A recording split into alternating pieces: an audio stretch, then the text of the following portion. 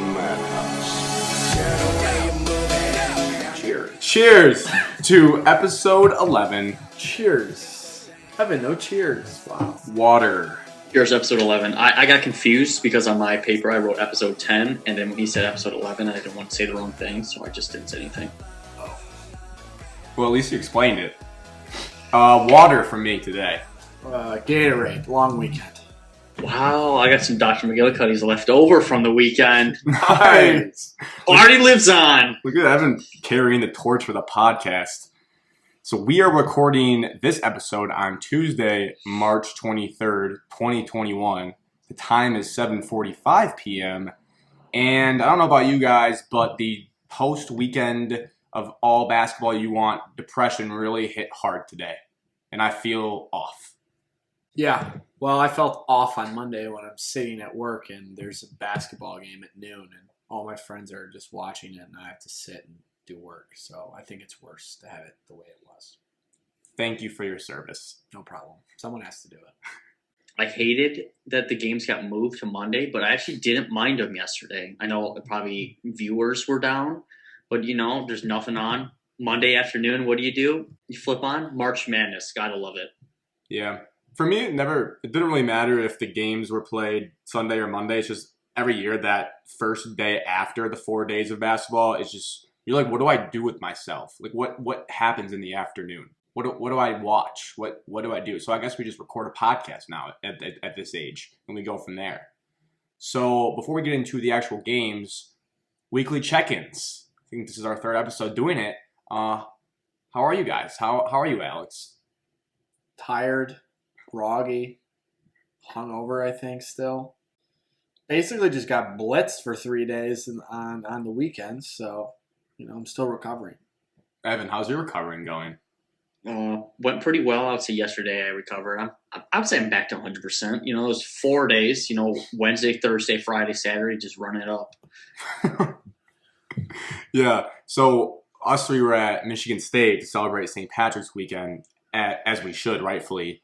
And I don't know. I was trying to evaluate how I felt after the weekend. As we get up older in age, we're still young, but hangovers are a little different. I was proud of myself for railing Saturday because as we talked on the podcast, did the classic go too hard on Friday night.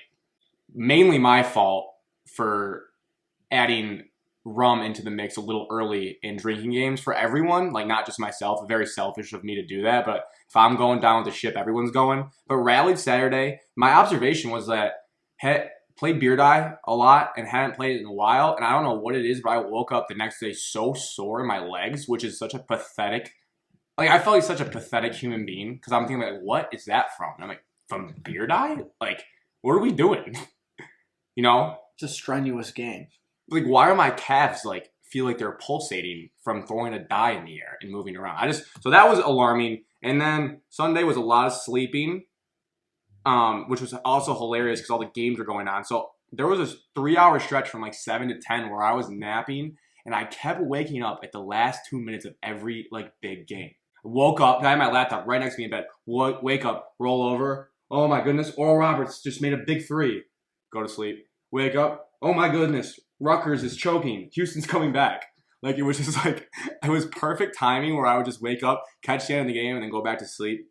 I caught up with everything the next couple of days, and then Monday still had a little bit of brain fog. But I would go with Evan. If I'm giving my own injury report right now, I'd say I'm playing 100%. I'm fully back, so that's good. But a little alarming that it took a little bit longer to recover than it used to. It would be shocking then if you were not 100% because you went to sleep at 4 p.m. and then you slept all the next day almost. No. And then when I get back from work, Grant just looks at me. He's like, "Hey guys, I think I'm sick. I don't know. I must be sick." I think that attests to I think I chalk it up now because I feel great today. I think I chalk it up to the hangover was still going on. There was a mental fog. You get out, you drive to school in the morning on a cold day, and the whole town's foggy. That was my brain on Monday, and I'm like, am I sick? There's no way the alcohol effects are still in my system. That was what Sunday was for, to get that out. So I don't know, but I'm back now. All right, well, that was a eventful weekly check-in since St. Patrick's Day happened. So now let's get to, not beat around the bush, let's get to March Madness. And we have two teams to talk about mainly. We'll start with Michigan State. We'll get the negative out of the way and then look to the brighter, the positive side of things. That's how we usually do it on the show. So Michigan State, overtime loss, 86-80 on Thursday to UCLA in the first four matchup, the 10 p.m. dreaded matchup that didn't get done until 1 a.m. it felt like. In a weird way, you guys basically started like the day on Friday of the tournament with how long that game lasted. I will give Alex the honors of the recap of this game. You can go wherever you want with this. Big picture, anything. Surprise me. All right. Thought you were going to go to Evan first, but it's fine. Michigan State, UCLA. Game didn't tip off till like closer to 10:30. I had to work the next day, so I was in a bad mood to begin with. And then Michigan State comes out in the first half, and I was like, wow, this is like the best team I've seen all season. Firing on all cylinders. They're making shots, making threes. Looked like a good team. UCLA was hanging in there, but, 44 points in the first half for Michigan State, a team that cannot score. That I've said on this podcast a million times, they stink at scoring the basketball and then put up 44, and they're on pace for 90 points in a game. So wow. At halftime, I'll be completely honest, I thought there was little to zero chance that Michigan State would lose. And then right before, while they're going to the tunnel, I know people are going to make a big deal about Tom Izzo and Gabe Brown and flipping their monkeys. I don't think that was in the show notes, but important moment of the game. Flipping their monkeys. They were losing it. They're, going at it. It's nothing new. I didn't think it was that big of a deal. I saw a lot of people, national people, that are like, oh, Tom Izzo can't control his players. Who? I don't know. Say their names. That's besides the point. Okay. But as many Michigan State players defended, that's just how the relationship is with Coach Tom Izzo. And they all love him. I don't think there's any been really players that hate him. So all of that was irrelevant to me. Back to the game. I just thought we should touch on that a little bit. I'm sure Evan will go on a bigger rant if he needs to. So then the second half came, and then, I should say, the only reason UCLA was really in the game in the first half was Jaime Jaquez, the, shooting guard, whatever. He did it all, getting buckets at will. Only person really on UCLA that could score in the first half. So I was thinking, Michigan State shut down him in the second half. You're going to be totally fine. No one else can score for them. Well, he didn't have as great of a second half. And then Johnny Juzang lights Michigan State up for 23. Jaquez finished with 27. Then my last point of, Michigan State was imploding. Same story the whole entire season. Big, long droughts on offense started killing them. UCLA started hitting threes. To be exact, they went 9 of 18 from three, which is 50% for all the math people out there. Thank you. Michigan State was 6 of 18, not bad, but still 9 of 18. That's going to hurt.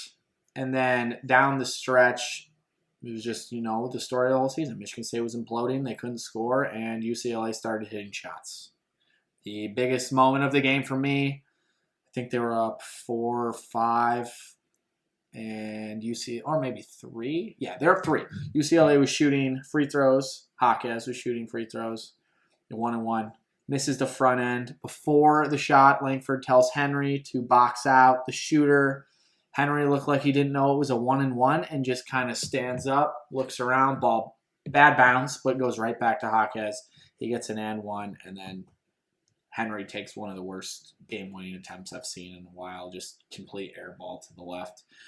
Not even close. And then once you got to overtime, you knew that this Michigan State team was defeated because they blew a 14-point lead or whatever it was. And then that was it. So I think it's a fitting end to the season because that was the team you had all year. And so why would I have ever expected them to do anything different in the tournament? Because they fooled me in the first half. But then the real team we saw all year showed up in the second half. And honestly, it's probably for the best because, that team caused a lot of stress to a lot of fans. But good for them to make the tournament. And they did make the tournament. So, all you Michigan fans, they did make the tournament. You mean that stress part? They caused a lot of stress, yes. So, for the best? For the worst. No, you said it's probably for the best. Probably for the best that they lost the way they did. so then everyone can be done in the first 4 and not have to worry about it anymore. I don't mean that. I would have loved them to go keep winning, but I disagree. Evan, thoughts on the game? I'll start with the Henry box out. Ooh, starting with the end. It hurts because that is your best player all year, and that was a one mental lapse in the game that cost him the game. Yep. You box that out like you're supposed to, get into him, and the rebound will fall into your lap if you're paying attention, and then you get fouled and you go to the free throw line. Like Alex said, down the stretch, the awareness or the execution on offense is what hurt us. So with 2:06 left in the game, we had the ball turnover. And then with 1:29 left, Henry gets fouled, and he makes 2 free throws. We're up 5 with 1:29 left in the game. So you would probably think that you're more likely going to win the game. And I think at one point around there, we had like an 88 or 89% chance to win the game according to ESPN. And then Rocket forces up a bad 3-pointer. I think it was at like the end of the shot clock, but just awareness on that. And then you have 2 fouls on Josh Langford, one of your leaders, that cost points, free points when the clock's not running with 1:10 left. So now it's 77-74 with a minute left. And then that's when Rocket missed the 3-pointer. I don't exactly remember what happened. And then the whole boxing out the layup and the putback. And then, like Alex said earlier, the last second shot or the last play coming down possession was probably one of the worst called up plays in college basketball in the entire country. Yes, you want Aaron Henry to have the ball. That's fine with me. But we got the ball left with 30 seconds left. Go down the court, call a timeout. That's fine. I want something like we have stated probably multiple times on this podcast. I don't like the ISO situations late game. It's too much pressure on a single player. I would like to see somebody come up, maybe set a screen, set a fake drag screen, double screen, and have somebody in the weak side. That way you have multiple options on one play rather than just one lone guy trying to shoot. Did he get touched on the hand? I don't know. It kind of looked like maybe he did, but the ball was still in the sand and he airballed it. So we didn't lose the game on that. And then the overtime, it's just we fell apart.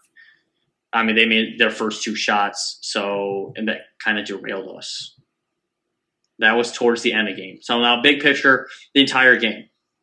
First half, like Alex said, phenomenal. I didn't think we'd come out like that. I didn't realize we were going to score that many points. I mean, it was 44-33 and then 44-33 in the opposite. First half, second half. What frustrated me in the second half, yes, we've said multiple times this team is a jump shooting team and they don't have any jump shooters. Correct. We shot, I think, 6 for 18 from 3-point range. Gabe Brown was 1 for 5. You would like for him to be at least 2 or 3 for 5 on that. So I went back and looked at the play-by-play. UCLA had 4 fouls with 14:34 left in the second half. 5 fouls with 13:17 left. So you're hovering right around the 12-minute mark with 5 fouls. So 2 more fouls to get you to the bonus. We go on a 7-minute streak, so to speak, when we don't draw a foul on UCLA. They don't get their next foul until they don't get the 6th foul on the team until 6:51. And then the 7th foul happened at 5:14 during the game. And Malik Hall makes 2 free throws. And so the last 5 minutes, we only attempted 5 free throws. And we were in the bonus. And 2 of those free throws happened right on the 7th foul, and that's Malik Hall. It hurts me because you have UCLA backs up against the wall. They're in foul trouble. We can get free points at the line. Now they're even catching up even more. We weren't executing as well offensively. And so I would like to see somebody step up, and I don't know who it was going to be, and I don't know if the coaching staff was going to say, we're going to change our ways, we're going to drive more.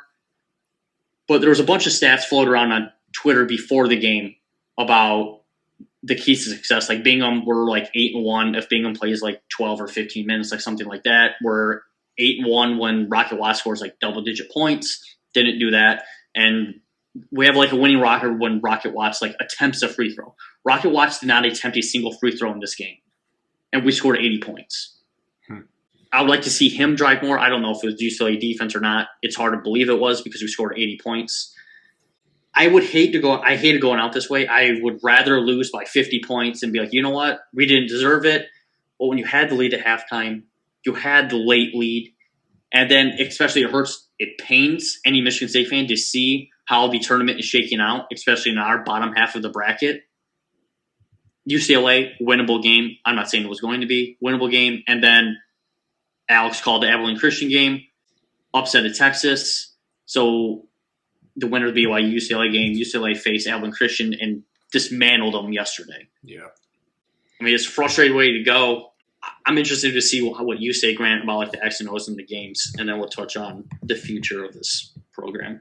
Depression. No, we're just depressed. The future's not depression. We're just depressed because there's no basketball today. That's why. So I'll go big picture and hop around here. I wrote the start. I did not actually think MSU would ever actually. God, I said actually like 3 times there in a second. I did not think MSU would ever lose this game until UCLA's overtime dunk with like a minute left that made it 83-78. So that just kind of shows where, as I watched this whole game unfold, it was one of those where you never think it's going to go UCLA's direction at the very end. And it even started, Aaron Henry starts the game with a confident top-of-the-arc 3. And you're like, oh, one of those nights for Michigan State. How many games is he jabbing, looking up, drilling, nothing but net, a 3, and Mackey Arena too? It's like, wow, MSU came to play today. And there was so many, I'll get the good stuff out of the way, is like there was so many good one more ball movement, like at least 2 of them in the first half. I remember Michigan State, where I don't remember like a ton of those watching them throughout the season. And, you know, Joey Hauser got a corner 3. It was, I wrote down there, up 14 with 2:36 left in the first half off one of those beautiful ball movement Joey Hauser corner 3s. And then I wrote down my next thought, which is like just a trend I realized more and more as I watch more college basketball, that the elite teams that close out and put games away, you finish the first half very strong and you start the second half very strong, because that creates almost like a 10-point gaps in games where then your foot's on the gas and you don't, you know, it would take a miraculous comeback for a team to come back. And obviously the start of the second half is where things really got tight for Michigan State. UCLA goes on a run, and like you guys touched on, there's another gap there where Michigan State is not scoring great. Although, I mean, there's not much I would nitpick as an observer of the game on their offensive end, other than, like you said, those late regulation time possessions where it's almost like teams want to milk too much clock and stop running their offense. Michigan was guilty of that last night against LSU, and then that like almost passive offense is what leads to a last second screen and then Rocket Watts chucking up a 3 from the logo.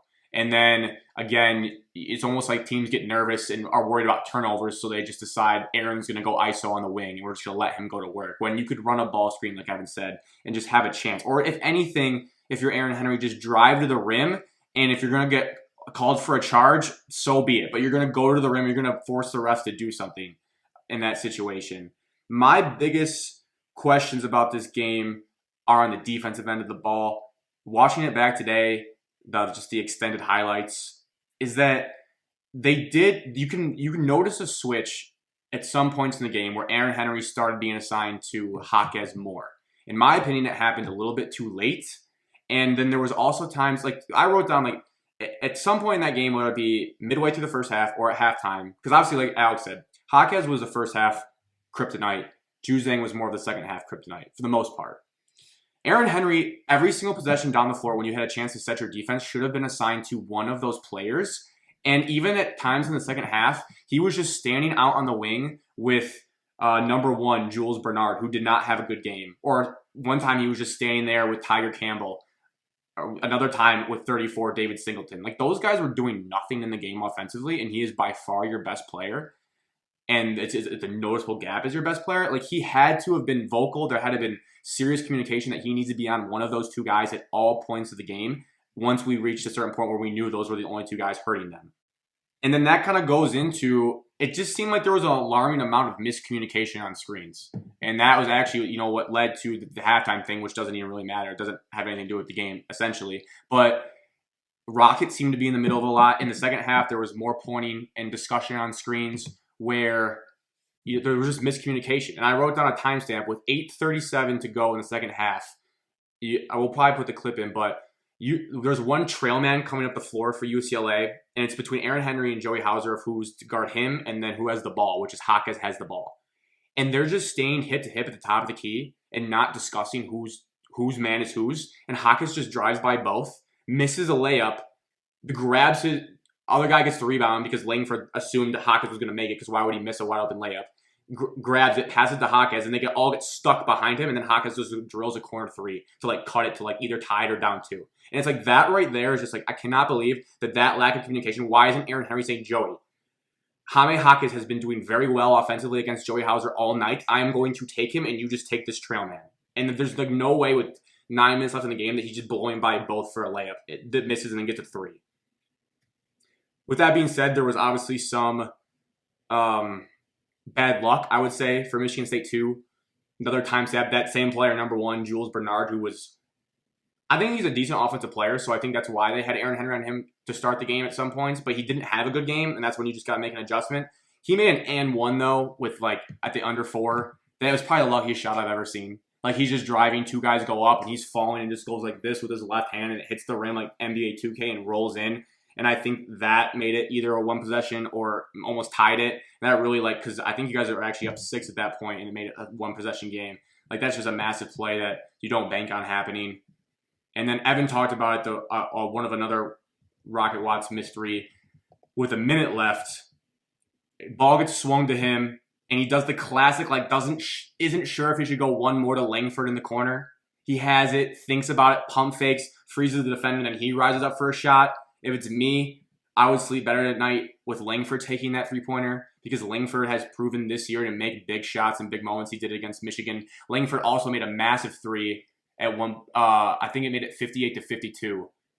They were going on a run, 55-52, and he made a massive wide-open three on the wing. So he had been making big shots in the game. He made a couple other big mid-range pull-up jumpers. And I just think if Rocket pops that ball, because then it's all in motion, because I don't know. I get uncomfortable when guys fake pass and then go to a three unless they're a really good three-point shooter. And Rocket hasn't been this year. So if he just won more of that, the Langford could change the game. And you guys already talked about it. I don't need to hammer it home. But that box-up play, I just wrote woof. That's just impossible. Gets it back. Bad bounce. Lack of stepping in after the communication. It just goes back to the communication theme. And then they relax. Credit to UCLA for not panicking. And then they, I think it was Tiger Campbell, found none other than Jaime Hawkes again, who, again, they were just super composed, so credit to them, relaxing, pump faking, and they just barely get Bingham with the hips, and he makes the layup and then makes a free throw to his credit. But just an overall, like I said, didn't actually think it would go UCLA's favor until that dunk in OT. But now that we look back at it, we talked about Rocket Watts' mom being in attendance, how many times they were showing Mick Cronin's dad in the stands and how it was the first time they had seen each other. That was some voodoo magic along with Mackey Arena and John Wooden, that maybe the signs were there that this was going to be a UCLA love story at the end of the game, and it ended up being that way. So if you guys have any piggyback thoughts on mine, go ahead. And there was one moment in the game that stuck out big time for me. Hawkes had the ball at the top. Hauser is sagging off so far from him because he knows he can't guard him. And he just literally dribbles down to the free throw line, pulls up. It was the easiest look I have ever seen. Buries it, and I was just like, ugh. And that's one, too, where I remember watching it back today is why is Aaron Henry on a wing, guarding a guy in the wing when Jaime's bringing the ball down the floor? That's Joey, take him, I'll take him. Second half, at that point. But yes, can't happen. Walked in past the free throw line, made an easy mid-range jumper. It's terrible. Evan. I agree with Henry should have been on somebody better, and I don't know if it's part of the defense of the get back defense, and then you pick up your closest guy to you. Mm-hmm. I hope it's not, and I don't know, or it's just my matchup from the timeout was coach tells me I have this guy, and Cronin said after the game he liked the matchup that I always pronounce his name wrong. Hawkes. Jaquez. Like a thank clear you. no loogie. And he's Jaquez. Jaquez. He said he likes that match of Jaquez on Hauser or Hall the entire game, so that's why they kind of went to him so often. You hate to see that, and I don't know how many points he scored on each guy, but off the dribble, Joey was getting beat, which hurt. Yeah. Yeah, I don't know. I mean, like you guys said, they did shoot great, so there's credit to them. It just felt like, in a weird way, it was like an opposite Michigan State game where they had one of their best offensive games of the year, but then the defense is what ended up letting them down at times, which is not how you would thought. Like, if you had told me that's how a Michigan State season would end, I would say, like laugh in your face. Like, no, they're just going to get really cold one night like they've done throughout the season and just, like, not be able to hang with the team. But they more than hung. They scored 77 points in regulation, which is a lot for them and any team in college basketball the way this season goes. But the defense just let them down, which was the alarming part because the defense is what had carried them to this point. Like, think about those, like, 60 to 62 slugfest they had with all those top seeds in that league. And I don't know. Interesting. I guess that's March. I don't know. Yeah. But I guess this can transition into wrapping the bow and looking forward. I don't have many thoughts, but the one thought it has is for the people that come back, you get a tournament experience. You get, a tight game that goes to overtime. So that's and motivation for next season. So maybe that can help them. How do you see the kind of off season and the whole season together? Well, I do want to wrap the season with a good note. Yes. Michigan State fans should be very thankful for Aaron Henry because without him, this team was not making the tournament, not even close. So if you can say, his legacy always stunk. He didn't win it. He did go to a Final Four, and he took a team that was not very good to the tournament on a miraculous 2-week stretch. So I think he deserves some credit for his season. That's a great point. Now going into next year, it's hard to know because I don't know who's going to be on this team. You're assuming Henry's going to the NBA. Langford is not coming back. He said that in his press conference. And then you have 3 recruits coming in. You still have talk of Imani Pace. Could he reclass? Who knows? You have transfer possibilities. I'm sure Evan doesn't want to believe that. But yes, there could be people that are transferring out. There could be people transferring in. All I know is this was, I don't want to say like time has stunk this year, but it wasn't his best coaching year. He usually gets more out of his players. I'm assuming next year Michigan State will be better, regardless of who's there. COVID hopefully is gone. Fans, normal practices, normal summer, normal off season. I'm expecting Michigan State to be better next year. That's how. But I don't know who's going to be there, so I can't speculate too much further.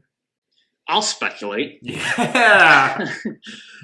First, I think Alex touched on like the Michigan State fans, and I agree. Like this is Michigan State's one of Michigan State's worst years, and we still made the tournament, albeit. Should we been in that spot? No, and I think it came out earlier today that the Michigan State UCLA game was the most watched first 4 game of all time. Like, who You're welcome, was expecting that? Wow, what a shocker. Holy cow. So any Blue Bloods that are on the bubble in the next coming years, good luck because you're probably in the first 4 game instead. You're welcome. So going forward, I wrote down next year, new faces and new places. Ooh. And I have Nice come line. to realize that there's going to be roster turnover next year with transfers, with people leaving. I've always said in the past on these podcasts that people don't leave Michigan State, but we're kind of in a new transfer portal. Kids kind of make their own decisions way.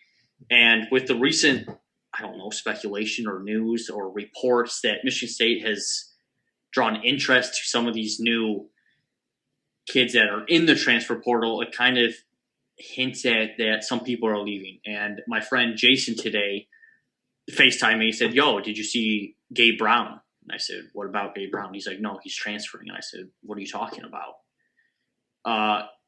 He changed. I don't know if he changed it. He changed his profile picture on Twitter and his cover photo. There's just a plain black screen.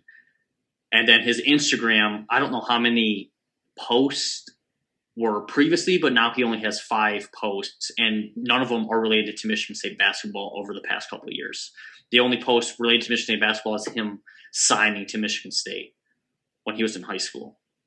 Could this stem from him being upset what happened in the game? Sure. Could this stem from him just wanting to do it because he's allowed to? Yes. So there's a chance that he leaves. There's also a chance that maybe Izzo tells a couple other kids, hey, this place isn't for you anymore. You have Hoiberg on the team. He's a good kid. His dad's in Nebraska. Does he tell him to go play there? I don't know. Kithier struggled down the stretch, didn't get a lot of playing time. Does Kithier move on, go play somewhere else? I don't know. But there's kind of a lot of decent transfers out there that you would like to have. Penn State's basic entire roster is gone. Indiana's entire roster is gone, and Minnesota's entire roster is gone. I like Favre, I think his name is pronounced, on Penn State. He's like a 6'8" power forward. It'd bring depth for Michigan State. Marcus Carr is in the transfer portal. He's one of the best guards in the country. He could go to the draft.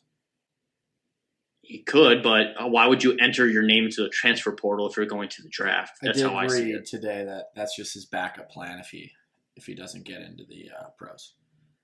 Let a man dream. But I'm just saying.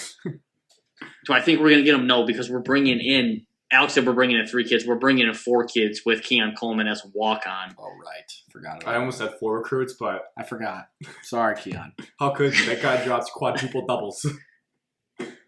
Yeah, so I think it will probably be one of the most interesting off seasons in Michigan State basketball history, just based on the roster turnover. Now, I could all be blowing smoke up everybody's heads, and there might not be any moves. But with the transfer portals and kids allowing to move, I don't know. I'm just expecting it, and I'm getting out in front of it and just agreeing with it that it's going to happen, so I'm not shell-shocked when it does. But, Evan, you didn't mention one guy that we know you would care about the most if he left. You want to talk about it? Foster Loyer. Yeah, Foster Loyer. I mean, he could transfer. Yeah, I mean, anybody on the team could transfer theoretically. Do I think Foster could be one of them? Yes. Do I want to see him go? No. Would I understand why he's leaving? Yes. I mean, he was like a player coach at the end of the year when he had shoulder surgery. Do I think he would probably be a grad assistant when he graduates for Michigan State? Yes, I could see him going right into coaching right when he graduates. Wow. Based off of what Tom Izzo has said about him in press conferences, and he was voted as a captain on the team. So you don't think Foster has a pro career ahead of him? Sorry, I don't think so. Foster Loyer is a more prolific high school scorer, but is like a Andrew Dockich comp. Like, he's going to be a coach right away. No, I agree. I just wanted to see whatever. Odds that Mark Watts is in the Michigan State uniform next year? I think pretty high. 98%. Okay. I didn't know how far Evan was willing to go. He's more of the unlikely, I would say. He is the one that if he transfers, I will be the utmost shocked out of anybody of him leaving. I don't think. I think if he leaves, it's not to transfer. It's to go I think it's the overseas or something. But feels like we're playing a game of Survivor and who's going to stay and who's going to go. Rocket and Joey are the most likely to stay. I would say Bingham too, from an outside perspective. I can't see him leaving. He carved a role this year. I don't know. I don't feel like he has a great relationship with the coaches. That could be pure speculation on him. Alex, you think Bingham has a chance to leave? I don't think he'll leave, no. But I wouldn't be surprised if he did. I would be surprised if he did, based off of what he did the last 2 years. I think he definitely will be a starter next season. I wouldn't be stunned if Joey left because he's done it before. It's kind of like when your girlfriend cheats on you, serial cheater. Joey's familiar with the process. If he gets any inkling that maybe with all the recruits coming in, the minutes would go down even more than what they were this year, he might be like, well, maybe I could go back to a Big East school and have a role. I don't know. Izzo really believes in Joey. He really pumped his tires, and so I think he's going to want to give him a chance. Michigan State needs a point guard, though. That's number one. I will say if I was a if I was a transfer and I was a point guard, I would be licking my chops to get a chance at Michigan State because as a big of a Jane Aiken stan as I am, he's still a freshman point guard, and there's a clear chance for minutes at Michigan State if you're an established point guard and buy into the system. There's a chance for that. And I know you were no definitives of I think they'll be better. I will almost guarantee they will finish top third in the Big Ten regular season standings next year. That means a lot coming from you. I mean, that's like almost like a no-brainer, like duh, like they've won it the past 3 years before this, so like, but I don't think that's going to be like a slow climb back to the top. I think it's going to be like, okay, we're back. Yeah, watch out for Max Christie. Could be a stud. I know you don't like him as much based on his tape because he has an old man's game. But I don't think so. I think he's just he doesn't have inconsistent shooting days ever. He's always locked in. I think he's most likely, this is maybe too much speculation for where we sit now, but he's most likely a one and done guy that they're bringing in. Like he's probably a lottery pick the year after this. If that's the case, then we must have had a decent season. So yeah, fingers crossed to that. Any last thoughts about Michigan State basketball? I'm sure we'll talk about them again. You know, there probably will be off-season moves we'll have to touch on. But this isn't going to be the last time we talk about them. All right, to the other team in our great Mitten State, Michigan Wolverines. They had 2 wins this weekend. We're not really going to focus on the 1-16 matchup because that's pretty boring if you ask me. And also, I didn't really see it. Think back to when we talked about St. Patrick's Day. When you're getting drunk, you don't really focus on every game. And I talked about on one podcast, I really just hate that the 2 holidays essentially align. It's just too much at once, and you miss a lot of games. So we're going to focus on the 86-78 win last night, as of we're recording, versus LSU. I will start this one off. I'm not going to get through all because that would be too much talking, so we'll just kind of bounce around. And also, if you guys have anything where you just want to hop in and stop me, go ahead. I don't mind. All right. So the big picture here is wild up and down game. Just pedal to the metal. A lot of lead changes, especially in the second half. These stats that I kind of pulled out to start are called 4 factors. They're kind of a hot trend in basketball analytics, mainly on KenPom. So it's like your effective field goal percentage, your turnover percentage, your offensive rebounding percentage, and how many free throws you shoot per field goal attempt. The main one I pulled out was Michigan's effective field goal percentage, which is basically how well you shot, and it factors in 3-pointers being worth more than a 2-pointer. Michigan was 63.5%, which is very good, and LSU was 43.5%. So that gap was mainly the reason for the difference in the game. I really think, looking back at the stats, the main reason LSU stayed in this so long and controlled it was they only had 3 turnovers. And that's not really been their MO all year because when teams play fast, they usually get a little sloppy. But the first turnover of the game was that ridiculous bounce pass through the legs that went out of bounds. That's a key moment in itself because they could have gone up 8 at that point later in the game. But Javonte Smart just doing Javonte Smart thing, just yucking that thing. And it wasn't even close. And it was to a guy that I don't even think was going to pull up to shoot that. So thank to him for that. The start of the game, LSU had about as good of a start as they could have hoped and as much of a nightmare start for U of M as you could have hoped. I knew about Cam Thomas coming in because basically my LSU knowledge was watching the Alabama game and kind of doing some research after that. But I knew he was an absolute bucket, as people say, in his bag. He's going to be probably lottery pick this coming draft, freshman. Just making contested jumpers that you can't even get mad. You're just like, all right, well, our hands in his face, and he's just going to shoot over us, and that's just how this is going to go. I mean, deep down, you're hoping that can't last because it usually doesn't, but you just don't know. This is where I'll kick it to one of you if you guys want to hop in about anything. Okay, I will. Sure. Smooth, I know. I thought you were going to go on for a few more minutes there. No, I have a decent amount more, and I want to spread it out. All right. I'll start with LSU is immensely talented. They have a lot of guys that are very good basketball players. And on the flip side of that, they're one of the worst coached teams in America. Will Wade, great at recruiting. Will Wade, garbage at coaching. I mean, they don't play defense. They're full isolation offense. They don't do anything except ISO. They take garbage floaters all game long. They're lucky in the first half and through part of the second half. They were making a ton of shots that seemed ridiculous. They're banging threes. I mean, they're really skilled players, and if you just paired them with like a decent coach, they would be so much better. But they're so poorly coached that I wasn't surprised that they ran out of gas because you can't do that all game. Evan, what do you think there? I saw you move your head. I wouldn't say he's a poor coach. I mean, I think he's highly regarded around the country, and he's respected in like the SEC areas and the SEC coaching about like coaching. and his philosophies, I guess. But when you look at the comparison, I say, like, you're breaking down the game about how there's a lot of isolations. I mean, LSU was more athletic than Michigan off the dribble, and so I think that's where you can say the coaching method of that game was to try to beat them off the dribble.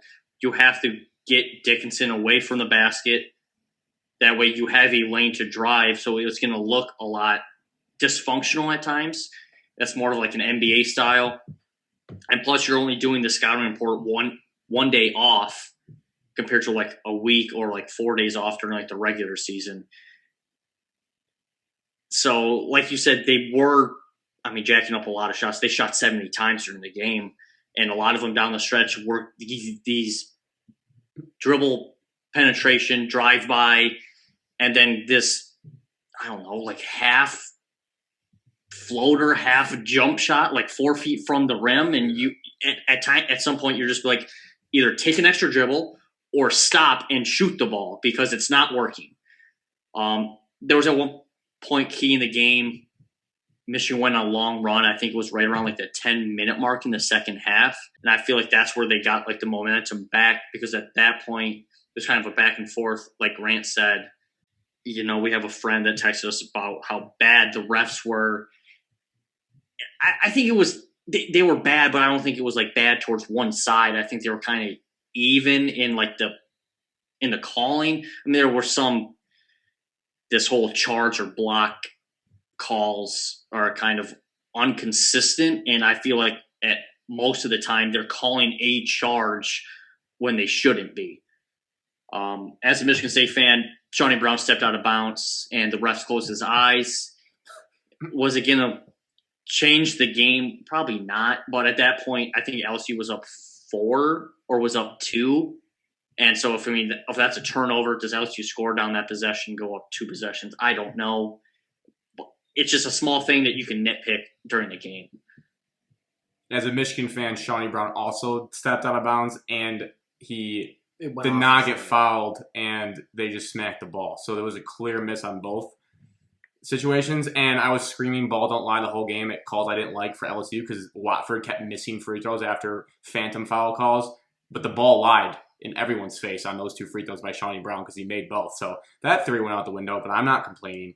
I think, to Evan's point, is a bigger issue, which maybe I should wait to the bigger picture segment about charges, but I'm going to get it out now. There's 2 pandemics going on in the country right now. COVID's still going on, and refs loving charge calls. I swear there needs to be a new signal for how you call a charge, because there's something addicting to shuffling your feet and like getting everyone's eyes on you, and then you just punch through that refs love, and it needs to be stopped. It needs to be like something wimpy. I don't know. We can workshop something, Maybe they have to like go like this with their hands on their ears or something like for a charge. They'd stop doing it. They'd be calling blocks left and right. They just love the charge. They're addicted to it. I ended up being okay with it because the one LSU fans were super mad about was like 3 minutes left, and they came across the lane, and Mike Smith kind of slid in and then flopped. He flopped, but he's also little. So, but then there was one earlier though where Javonte Smart just like elbowed him in the chest, and it should have been a charge, and they called a block. So water finds its level sometimes with charge calls. So it was back and forth. I agree with the sentiment. They were bad both ways. A couple of momentum swings I wrote down in the second half, the key moments of the game. So LSU went up 51-45 at the under 16, and then Michigan, Mike Smith made a hesitation 3 where he wasn't sure if he should shoot or not. He did. He made it, and then a great one more set of passing for an Eli Brooks 3, and then the Shawnee Brown phantom foul happened after he stepped out, and then they made another bucket. So they went up 55-51 there, which was massive. But then, watching it back again today, LSU went on another massive run, and they were up again like 5 and had a chance to go up 8 at some point. But then Shawnee Brown inserts himself into the game again here and made 2 massive threes in a row around the 6 to 8 minute mark to extend it. And then the door was closed when Franz Wagner, who had a pretty lackluster game up until that point, and stepped in winning time to push it to a 10-point lead with a big 3, his only one of the game, and made a pretty wild hook shot driving on Watford. And it's one where Watford just shook his head. Now, I did hear it driving back today from the gym on 97.1.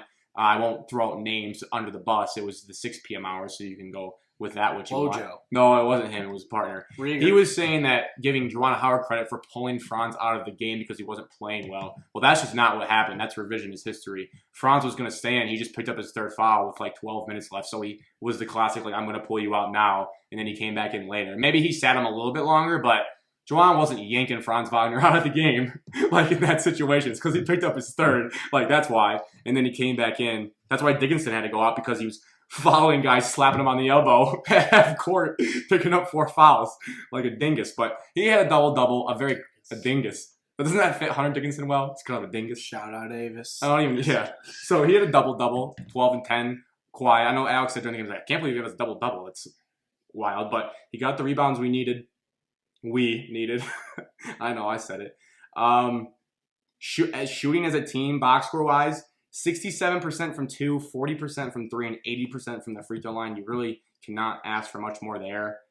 Basically, LSU plays terrible, sloppy defense, and Michigan made open looks. I think anyone that watched that game, as a Michigan fan, I was hoping it would swing back because Michigan was getting all these open, nice looks, and LSU was making all these contested, tough shots. And like we said, they're a bunch of bucket getters, and they can hang in games like that. But water found its level with, the game of basketball rewarded good ball movement and being a team. As Alex had said throughout the week of the NCAA tournament, teams win games, not just, individual players here and there.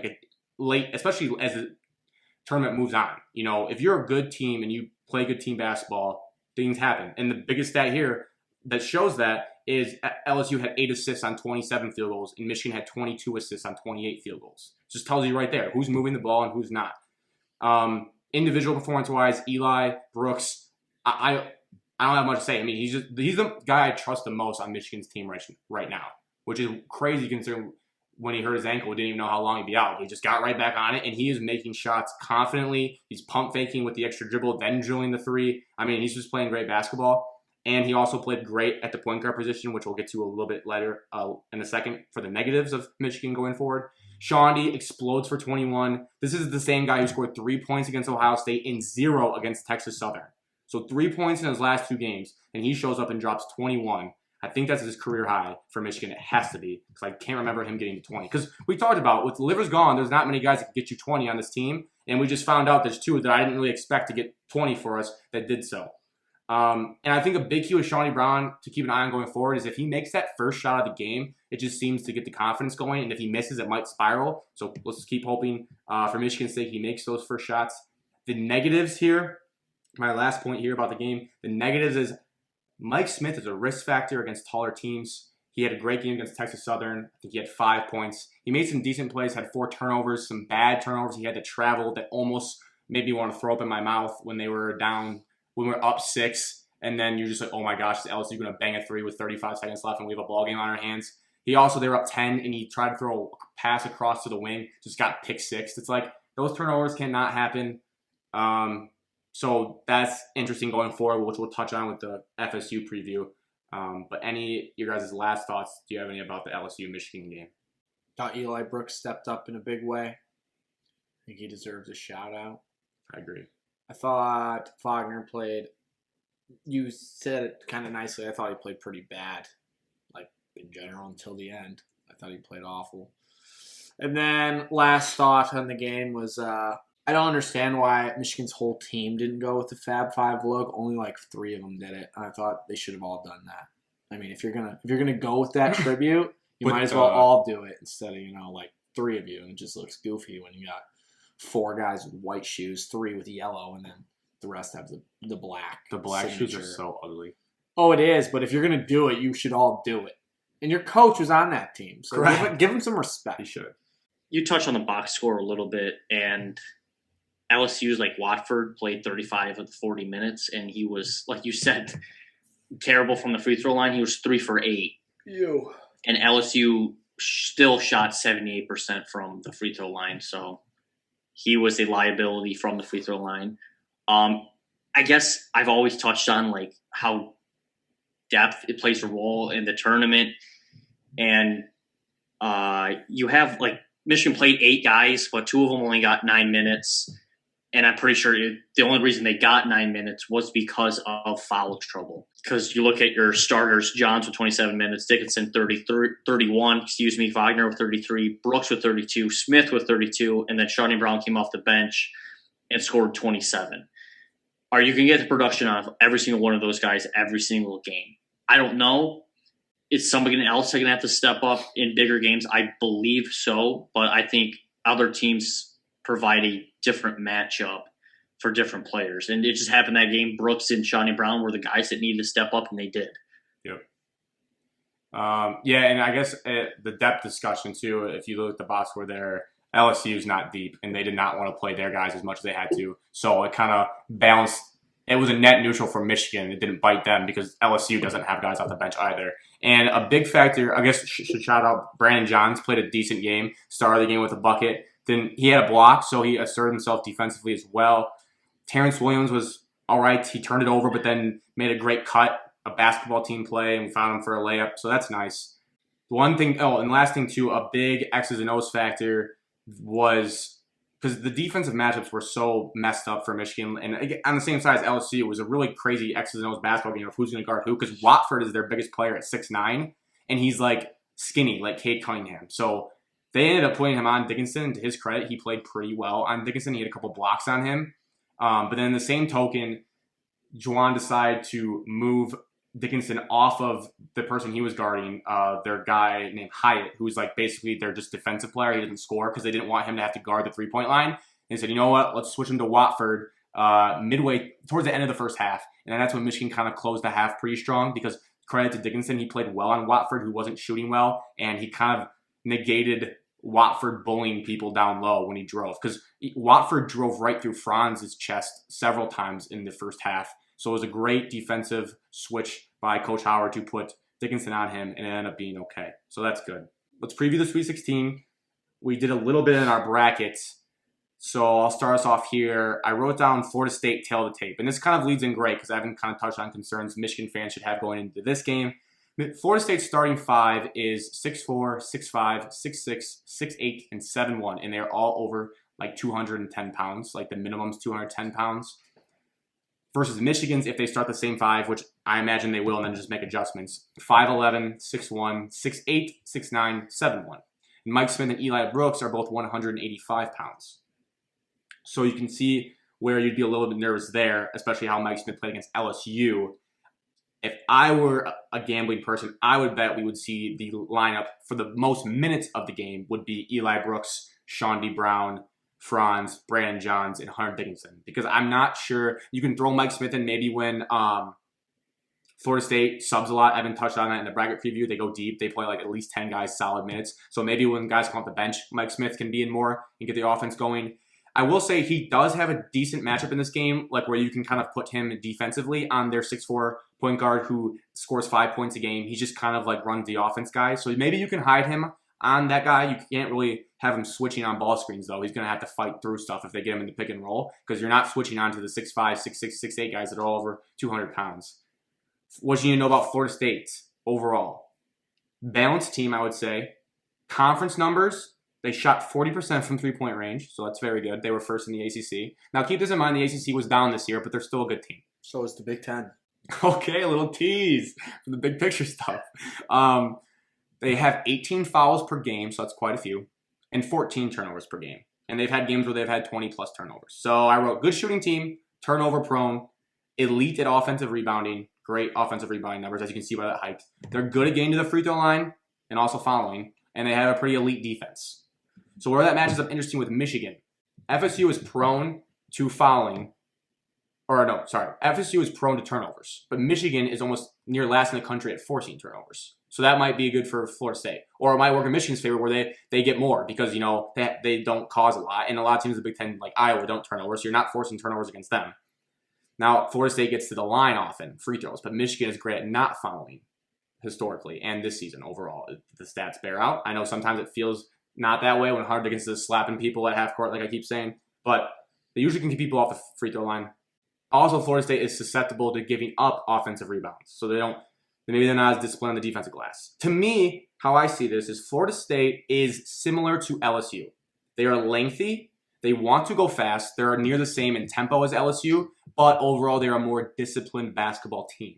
They are not going to shoot as many contested ISO jumpers. They do play a lot of isolation basketball, and I think the glaring thing is they're going to play much better defense. LSU's defense is rated like 125th. Florida State's is 29th, and their offense is 14th. So they're way more balanced. Their offense is a little bit worse than LSU's. LSU has like the third best offense in the country, which is crazy considering all the ISO they play, but they have shot makers, so it works out. In the near recent, their numbers coming in to the tournament, I know there's a week off, but still, like you like to see how they've done the tournament. Against Greensboro, they struggled. They shot 52% from the field and were 0 of 9 from 3, and they kind of snuck that game out, which is surprising. But then in Colorado, they rebounded nicely. They shot 52% from the field again, so it seems like that could be a trend, about 52% from the field. But they were 6 of 17 from 3, and then they had 13 turnovers both of those games. Evan talked about this again in the bracket, Georgia Tech. And now they factor in this because Georgia Tech has handled FSU the best this year. Georgia Tech has beat them twice, and they forced 24 turnovers one game and 21 the other because of the defense Evan talked about. They run a very interesting zone, 1-3-1 matchup. I don't know. They're just scrambling out there. So I think the zone could be in play here for Michigan. They showed it a little bit against LSU. Cam Thomas got a wide open three, but he missed it. That's just the basketball gods. You get lucky sometimes. Michigan's zone could be in a play because I struggle to see how they're going to stay in front of all these guys off the dribble, especially if their height's not there, if they get in foul trouble. But then again, FSU is going to be on your backs getting offensive rebounds. So it's kind of damned if you do, damned if you don't. But I think could be more in play here than it was last game. Also, they could do their little not a press, but also a press, 3/4 court type deal. And I think that's pretty much it. For the most part. How do you guys see this matchup going? Well, you hammered like every point imaginable. Yeah, I did a lot of research on this. I'm nervous. So I'll just go on the more negative side. Grant's going to say when Michigan ends up winning that everyone's against Michigan after I say this. But with that being said, I think this is a matchup where Michigan could really, really use Isaiah Livers for his size and athleticism. He would really, I think, make a difference and probably swing it much more in Michigan's favor if he was able to play. But looks like that's not happening. So if I'm a Michigan fan, I would be a little nervous. But then again, you hear it every single year in the tournament. Florida State, their length, their athleticism, their shoo-ins to be in the Final Four. Hasn't happened yet. Maybe this is their year. But until I see Florida State actually do it, it's hard for me to be like, yep, their length is finally going to reign supreme here. Also, Michigan's had the same matchup. They played Florida State in the tournament at least, twice now? Or at least once. At least once. To go to the Final Four. And that Florida State team was big NBA lottery picks, length, and that Michigan team was good, obviously. But Michigan handled them pretty easily, I thought. I mean, they won by like 7 at the end. It was tight, but it's close for most of the game, but Michigan pulled away on that. I think the most important matchup of the entire game is Hunter Dickinson down low against Kofi Coburn. Everyone remembers, I don't know, that could just have been off day. He played pretty poorly, and Kofi is a big 7-foot dude, which I learned yesterday he is a full 7 foot. But got a big neck. He's thick neck.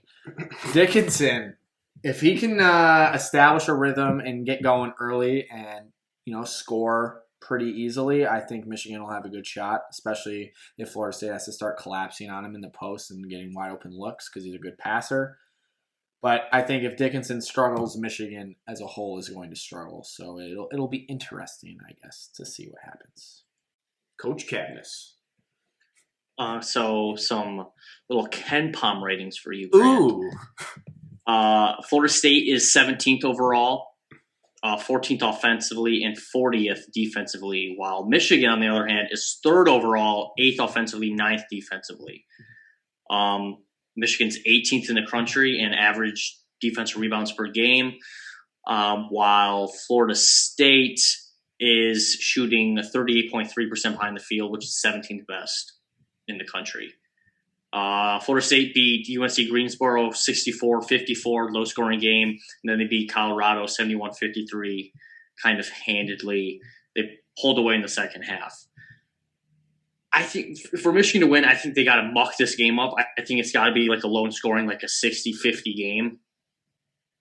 Because I don't think depth-wise and scoring-wise, I think the matchups don't play well in Michigan's favor.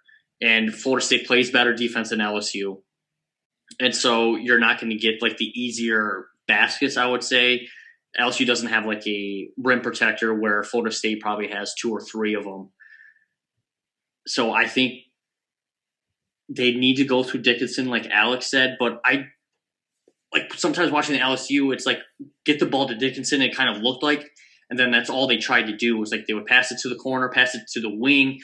Okay, Dickinson's out there. They reverse it back up top and still try to like get it to him or force him the ball. Where I think it's best for Dickinson, like I said earlier in a couple previous podcasts, where Dickinson should be almost like the second option, just flow the offense and try to find him or get it to him early. And Dickinson's so well of getting the ball out of his post when he's getting double teamed to where you make that extra pass and you find an open look.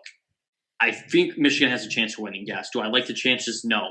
Alex touched on the past of Florida State teams, how they always think they're good, and they don't do it. I think the Florida State team last year was probably one of the better Florida State teams, and they didn't get a chance to play in the tournament because of COVID.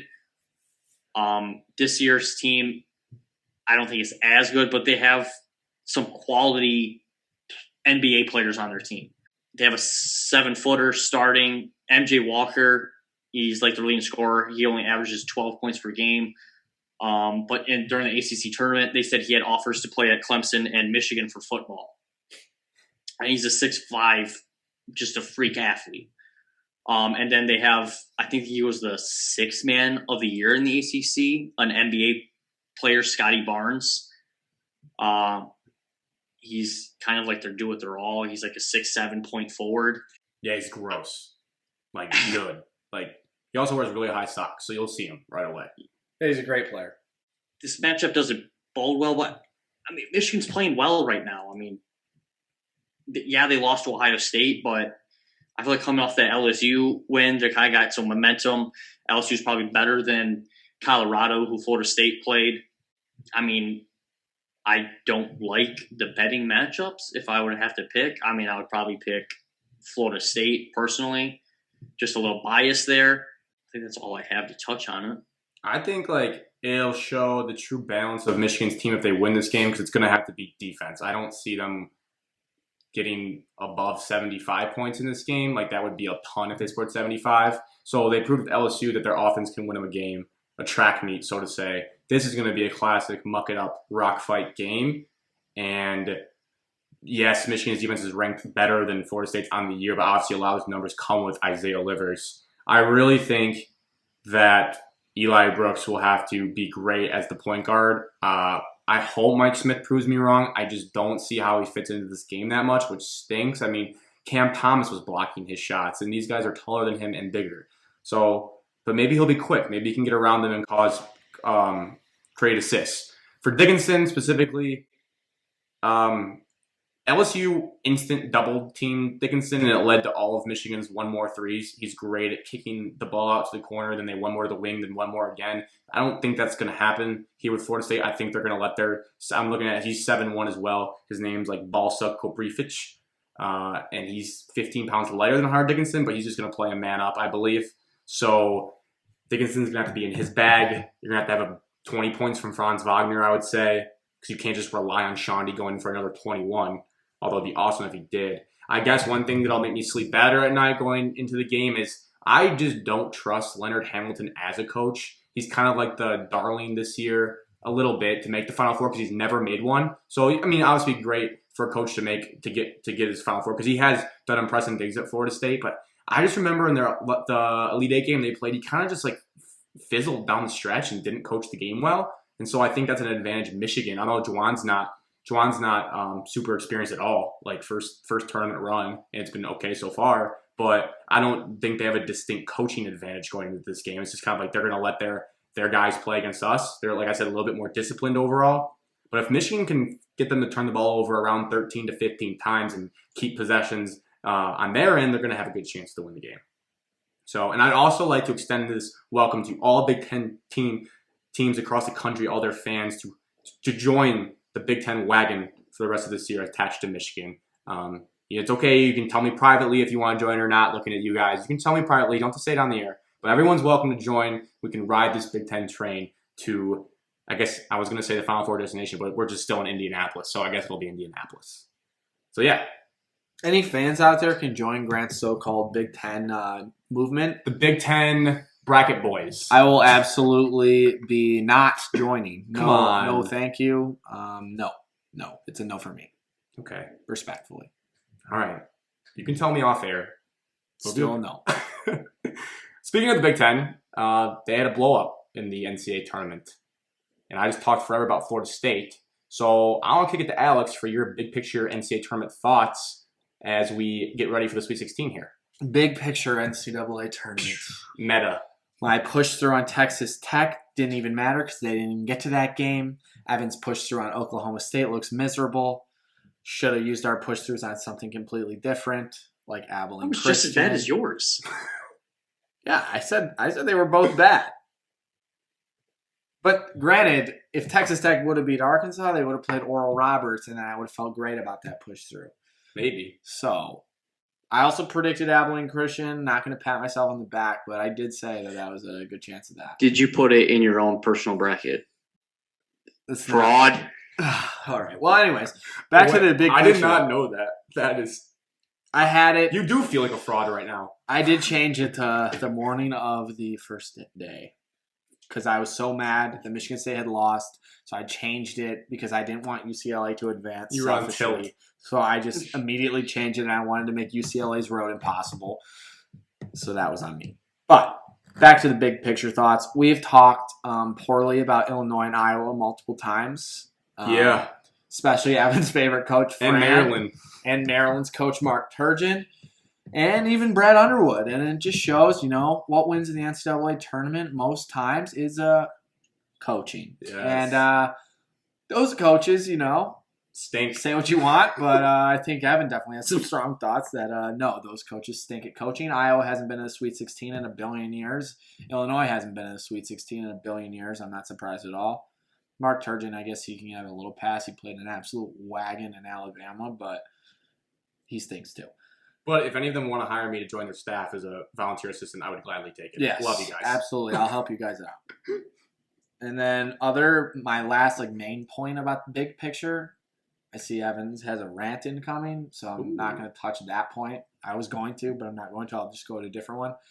Upsets are great in the first round, but I want big boy matchups at the end of the tournament. I don't want to watch Oral Roberts and other teams that I know aren't going to win the title. It's just not as exciting. So I would love Baylor, Gonzaga national championship, but I don't want Loyola sneaking in. I don't want Butler sneaking in like they did back then. Sorry, Grant. That was uncalled for. They didn't even make a tournament. Leave us out of this. Or VCU when they had their run. It's great. It's a great story, but those teams never win, and it's just not as exciting.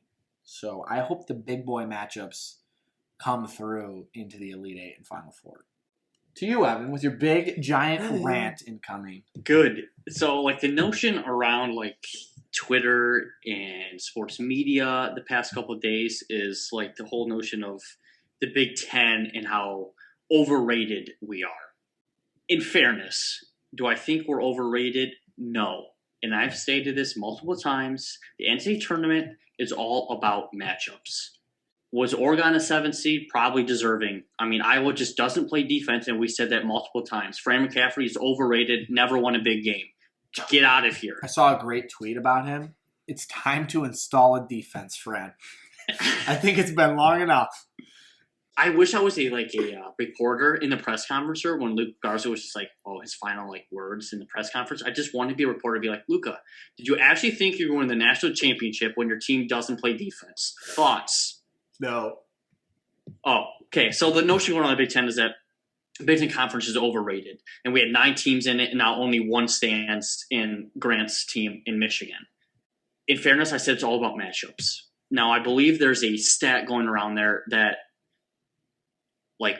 4 or 5 of the matchup games, a Big Ten team lost to a higher seed.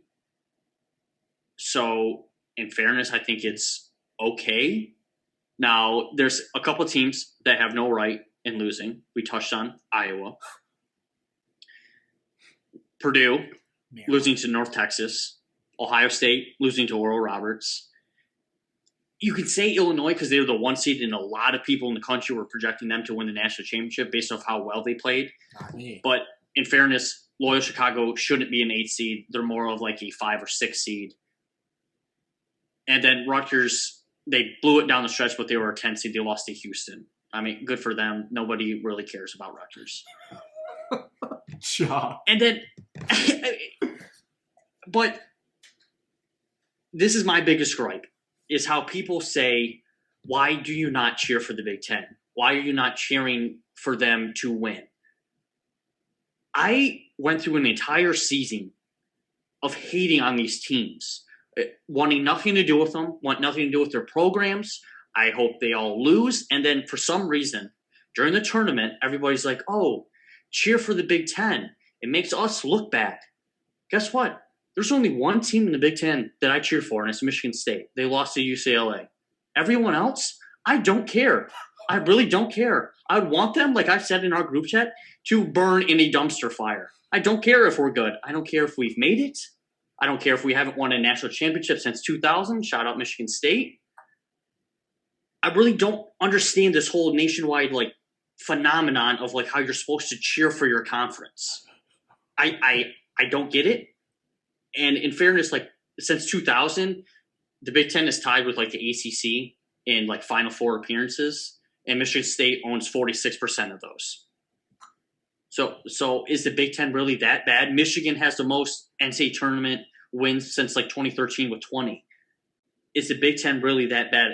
In our two programs in this state, we're kind of holding up the Big Ten because everybody else is dog. Damn right we are. So I want to get Dog your guys' water. perspective on why should we cheer for the Big Ten in the tournament when we don't cheer for them all year round? I don't get it, and I never will cheer for a conference. We shouldn't. I agree that personally, I do not cheer for the Big Ten in the tournament.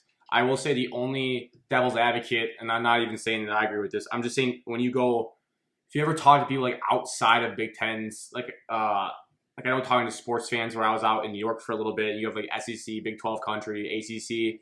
It is a little bit embarrassing. When you get in arguments with nationwide people, they're like, oh, well, your conference sucks. And it's well, yeah, we're derailed in the tournament. We did terrible in the tournament. So that hurts because then you're I have no ammo. I have no ammo to come against them. So I don't know. I feel it's a little embarrassing. I don't like being the butt of jokes, but at the same token, I don't care enough to personally root for Iowa to win. If that makes sense. I think, too, what you said, with the teams in our state, Michigan and Michigan State, what is another team or a fan of a team going to say to Michigan State fans? What are you going to say that you're so much better, unless you're Duke or Kentucky or North Carolina? Or Villanova. Lately. What are you going to say? Oh, Michigan State's a terrible basketball program because they're in a bad conference? No, they've been to 9 Final Fours since you've probably been alive. So, no, you're wrong. So, for that argument, I just don't know how anyone would bother me because, honestly, I shouldn't care what anyone thinks about the conference. All I care about is my team, my school, and I don't care about the conference at all, like Evan said. I will never root for the conference because it's the right thing to do. I will not do it. There's just no point. Also, the only other argument you can make, though, but this is really if you're more mature, and I've heard Big Cat talk about this, and I realized it with Butler was huge. We always used to root for Villanova to win the championship because you get a lot of extra money. If the longer a team from your conference goes in the NCAA tournament, the whole conference gets more money. They pay it out $1 million, and then you divide it between all the teams. So you can have nicer facilities, which gets more recruits. So if the conference keeps winning games and it goes for football too, that's why Big Ten people, even Michigan, Ward Manual said Ohio State should be in the football playoff. It's because they all want the extra money to come down. So if you step back and say it like that, but then it's so hard to remember that during the game when you're watching Oregon blow Iowa's doors off. Haha, this is funny. I'm not thinking about the extra $250K the athletic department might get for Rutgers, Michigan State has Matt Ishiba and Dan Gilbert. I don't need $250,000. And Rocket Mortgage dropping bags. That is Dan Gilbert. Oh. Good try. Well, hey, I was on the right page. I wanted to say, though, quickly, is that I was trying to think. Well, also, defense of the Big Ten. The Big Ten is a deep conference. No one's saying like the Big Ten has like they did this year because of the rankings, but like the most elite conference, like the most elite teams, but they're deep. Look, Maryland won their 10-7. Rutgers won their match against the ACC. Our middle of our conference is better than the middle of anyone else's conference. Okay, we beat Clemson, beat UConn, in 1 games. Now, the only ones that shocked me were Illinois and OSU. Illinois, I thought was going to win the championship. OSU did not see that. I could see them I had them in the Final Four, I believe, in my bracket eventually because I was out on Baylor. That was dumb. But Purdue, they're either like Carson Edwards backpacks you or they lose in the first round. I said that Arkansas Little Rock. They also, Matt Painter, not historically a great X's and O's coach. So that's not that surprising, a 4-seed loss. And like the same can be said about the Big 12. They have one team I'm looking at in the Sweet 16. So where's the chops on them? They were like, oh, they might be also the best conference. The only conference that should be saying anything is USC's in the Pac-12, what I'm talking about. The Pac-12, because no one stays up for their games, and they showed out in this tournament. They're the only ones that should be banging their chest. I mean, like, are you going to tout as the ACC that you have Syracuse as an 11 in Florida State? Is the Big East going to claim Villanova and Creighton? I mean, it actually is kind of nice for the Big East because they don't have many teams. But I don't know, like, what conference can be, we're sick other than the Pac-12 this year? So I don't understand the whole argument. It's not our fault that the preseason rankings, which don't mean anything, were all Big Ten heavy, and they stayed that way because they just beat up on each other. If the Pac-12 wants America to watch more of their games, it's not the time that bothers me. It's Bill Walton. I don't want to listen to him ever call a game ever again. He's got to be walking tall this week. Evan is a big, commentator guy. He's got to be at the bottom of your list, Evan. He has to be. He is. He's not one of my favorites. He just rambles on. Yeah. I mean, talks about getting high and boozing it up in California. Let's go surf. Some of the older watchers, listeners, dads, they actually enjoy listening to him. Your dad. I'm not saying who. Shout him out. I'm not calling him out. Is it my dad? Yes, he actually enjoys listening to him. It's something different. Shout out Rod Guy. And quickly, back me up if you guys think the same here. I was thinking of like why the Big Ten may have struggled. I don't know who tweeted it, but I wanted to give her all the credit because I read it. I was like, yep, that makes sense. It was saying how the Big Ten, I don't know exactly how other conferences are officiated throughout the year because I don't watch enough of their games. But you can watch NCAA tournament games, and it was eye-opening to see the calls that are made every night in the Big Ten. Is that there could be some smoke to the fire, as Evan likes to say, that the Big Ten is called so ticky-tacky during the year. Bo Borowski, not to put out names, but Bo Borowski. Like, everything is called and there's no flow to a basketball game. That then you get to the big dance and they just let the boys play, which we all love collectively as basketball fans. And Big Ten teams are like, what? Like, Iowa's like, we're still running transition defense. There hasn't been a foul called. Where are, like, Luka's at the free throw line and Oregon's dunking down here? It's like they're just not used to playing that, like, 5 to 7 minute period of basketball in a row with no fouls, and then it kind of derails them. That sounds like an awful excuse, but I think there's some things there. And then lastly, it could be a shifting of the guard similar to how the NBA is, where the Big Ten this year, and it has been, is just all big man dominated, and like everyone wants to play through that big. And then you look at other teams and they're not really like that. They like spread you out and they don't really facilitate everything through the big. So maybe that's hurting Big Ten teams. On the ref note, they shipped out Teddy Valentine. Ship out Bo Borowski, and they'll be looking better next year. Send him to the ACC. The last thing to touch on, Grant, your point, we said it's all about matchups, and I think the whole notion of getting away from the big guy, I think we're eventually going to, but big guys will still probably dominate college basketball here and there. But, I mean, every single one of these games, it's a game 7, and if you have a guard that can score, you have a chance to win, and that's what you saw with a lot of the upsets. And I'm not to hate even more on Illinois, but when Kofi's not guarding their best player anywhere near beyond the free throw line, you're going to have problems. And so, I mean, like Alex said, guards are going to lead teams. He was right on the Wisconsin upsetting North Carolina. And so I think whoever teams have the best guards, Gonzaga and Baylor, I have a better chance to win throughout the entire tournament. Illinois can absolutely kick rocks all offseason. They should feel disgusted with themselves if they try to claim a Big Ten title, and they blew the opportunity of having Io and Kofi together. So sleep well this offseason, losers. And congrats on your state runner-up.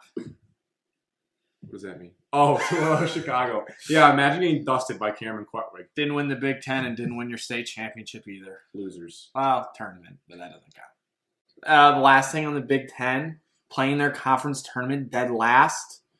People are saying that it's causing issues once you get to the real tournament. Ohio State bounced early after playing 4 games into Sunday and then pooped themselves against Oral Roberts. That was disgusting. So that was a great. Big Ten, move your tournament up a week. There's But no reason to be also- last. The best team in the Big Ten is still alive, so maybe it worked out good. It's all about matchups, Grant. Michigan was given a gift. They were not. Shocking the world one game at a time. All right, They haven't shocked anybody. predictions moving forward for the NCAA tournament. Does anyone have some fire takes they want to get off their chest? Yeah, I do. Okay. Watch out for USC against Gonzaga in the Elite Eight. So you're Jumping the gun. but you're an Oregon guy. I am. But I think Evan Mobley could be a massive difference maker if they get to that Elite Eight game against Gonzaga. Dirty to me. And I don't think Gonzaga's going to lose. I'm not insane. But I think if there's going to be a team that pushes them before the Final Four, USC has a very good shot to make that a close game. Oklahoma, I mean, crazy that was like Oklahoma's best game they ever played, and they lost by like 15 or 16. 16. But watch out for that. I loved your take until you were like, I'm not saying Gonzaga's going to lose. You should just say it with your chest, like we said. Yeah, I should. I'm not going to. Evan, any great takes? Baylor and Gonzaga are obviously the favorites, but I believe Loyola Chicago and Syracuse, one of them would be playing in the Final Four because I think both of the teams are going to win their Elite Eight game. So one of those teams are going to be representing their region into the Final Four. Does UCLA's run end? I don't know. They're playing well. It's a matter of can they stop Alabama? No. In their Sweet 16 game. And then Alex already touched on the half. I think Arkansas will take care of Oral Roberts.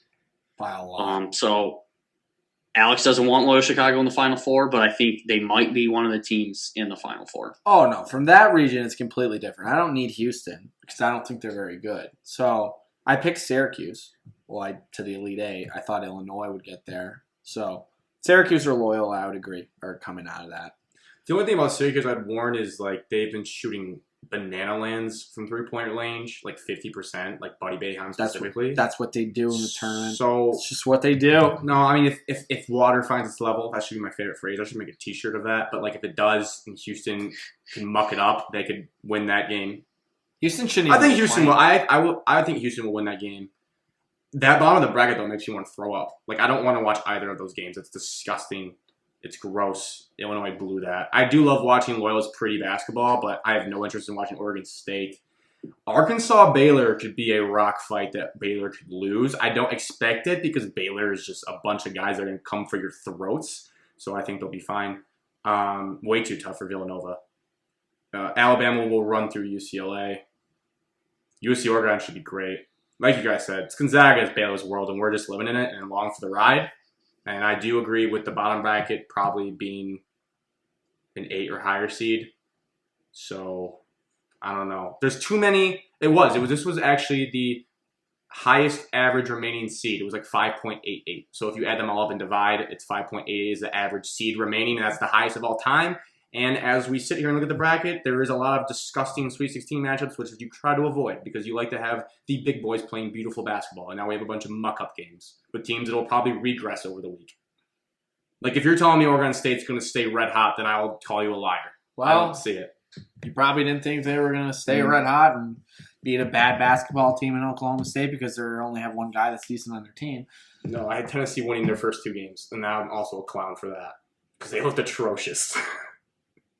Also, I'll say Villanova has had a cakewalk, but I wouldn't just immediately count them out. Out. They're playing Archie Jackson's like younger brother. He's going to get swallowed up by the Jay Bears. Wright, pinstripe suits, Scott Drew, Scott or Bryce? Scott. or Larry. There's so many. Scott. Bill. No. Scott. Watch out. Villanova's not. I need to go look it up. They can bang threes. I would not They're say out. that. I don't think that's going to be a blowout if that's They're what you're out. thinking. No, it's going to be a 15-point game. Scott Drew. I'd hate to be right if Villanova won. I'd be glad if you were right. Does Oral Roberts have a chance? Nope. Does Creighton have a chance? Yes. You think? For 5 minutes. No. Okay, there you go. No, they don't have a chance. What would your guys' dream Elite Eight matchups be? Gonzaga, USC, Yeah. or Oregon, honestly. They're both pretty good. They both run. Bottom would be... I would love to watch Michigan, Alabama. I think that would be LSU. I don't like Michigan, so I'll say Florida State, Alabama. That would be gross. I'm for pure viewing. Michigan, Alabama would be another Michigan LSU type game. And then on that side, I want Gonzaga, Alabama. I think that'd be awesome. And then Baylor, Arkansas, obviously. Yes. No one wants to see Oral Roberts. Nobody. And then on the bottom, no one cares. I guess Loyola and... The Qs. I want to see Crutwell get in that zone. I want to see him sit in the middle of that zone and just carve it up. I don't know. I would like to see Loyola just make the Final Four. Evan? Yeah, I think I would like to see Gonzaga and like one of the Pac-12 teams. Doesn't really matter. I'd like to see probably USC a little bit more because they have NBA talent. Yeah. Michigan, Florida State, not going to go there. I would love to see Alabama run away from UCLA. And then Sister Jean versus the 2-3 zone would be kind of cool. It'd be just a Jim Nance would just be in heaven over it. And then I want to see like Baylor get tested before the Final Four, so I'd like them to play Arkansas. Any game that Musselman and Nate Oates are coaching, I would love to watch. Those guys are just electric factories. How about those two in the final? Oh my gosh. There's not enough energy and hair gel for those two coaches in America. Oh. Do you think the upsets run out or have they ran their course and that's it? They're done. No more upsets here on out? Is that how everyone's feeling? USCLA's out. Chalk from Sweet 16 on? Oregon State's out. Technically, Syracuse is an upset over Houston, but I mean, Syracuse is playing better. So, I mean, there's an upset. I hate gross basketball programs like that are like make it that far into the 11. It's just annoying. I don't know why. You'd think people would learn how to play against the zone in the tournament, but I don't get it. I was about to have a shower today. Why doesn't everyone run a 2-3 zone? It makes no sense. It doesn't work in the regular season. You barely make the tournament every year. But then once you get in, you're doing damage and you're winning it if you have Carmelo. It can't be that simple. I don't get it. Ask Michigan State. They know all too well about how it went. Damn, stop. We went there. We were just getting over the depression phase. I was kind of getting excited looking forward to these games. These Sweet 16 games stink. I want to see. I don't think they're going to stink because I think Villanova is going to push Baylor and it's going to be a great game with two great. Well, Baylor's not a great program yet, but Villanova is. I think it'd be great. Great uniform matchup too. Hopefully, there's been some bad ones. Evan points some out. Orange on orange. A lot of that seemed to be going on. The Iowa-Oregon, yellow and green. Yeah. Oh! And I didn't like that LSU went purple. We didn't need maize and purple. We could have done maize and white or something like that, or white and purple. Yeah, that was tough in the eyes. That was Michigan's fault. They should have been wearing white. Well, big game, big jerseys. I think I'm going to higher seed gets to Grant wear says white. they have never lost in the maize jerseys ever while he's watching in his whole entire life. It was definitely a lie, but they definitely wear maize a lot at the Breslin and lose. So, all right, that is all for today's show. That is all the madness we have in store. Just a tease for later shows. We got Detroit Tigers. Opening day. Wait. This is going to be a super, super fast question. You have to give a quick answer. You ready? Listener question from Jason. Who is your Tiger? Evan, go.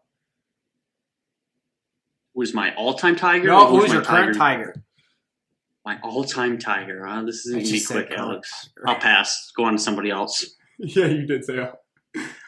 Isn't there a guy named Victor Reyes? Sure. Do you think he strokes?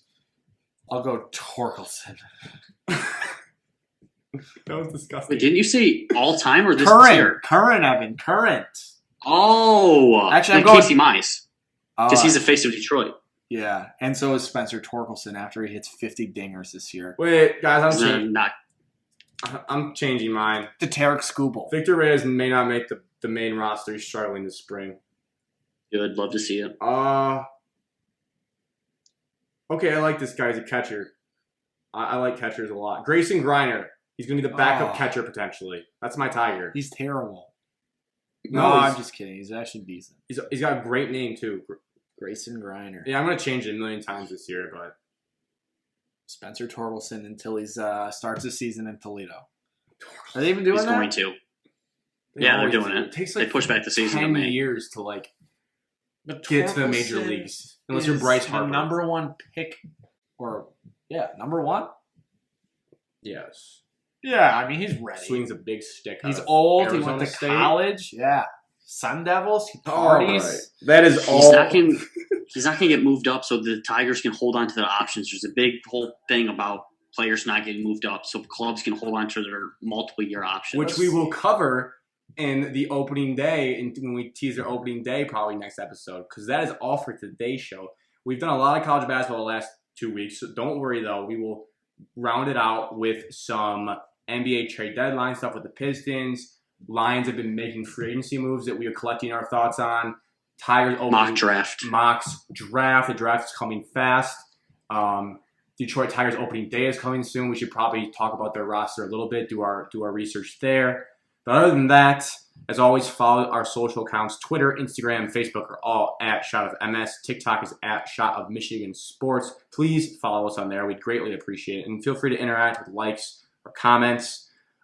Email is shotofmichigansports@gmail.com for any business emails you may have, any questions you want to submit, how you can listen to this show, Apple Podcasts, Spotify, or YouTube. Depending on how you're listening, please rate 5 stars, leave a positive review, or subscribe. Do all 3, actually, if you're awesome, on whatever platform you are on. And also, give this episode link to a friend. Where else are they going to find a more in-depth recap of Michigan State basketball games? And also a preview for the Sweet 16 matchup with Florida State. Where else are you getting all these numbers, all these thoughts, all these jokes, all these laughs? I don't know. Where else are you going to have someone say Abilene Christian is a shoo-in to beat Texas, but then not pick them in their own bracket? No other podcast.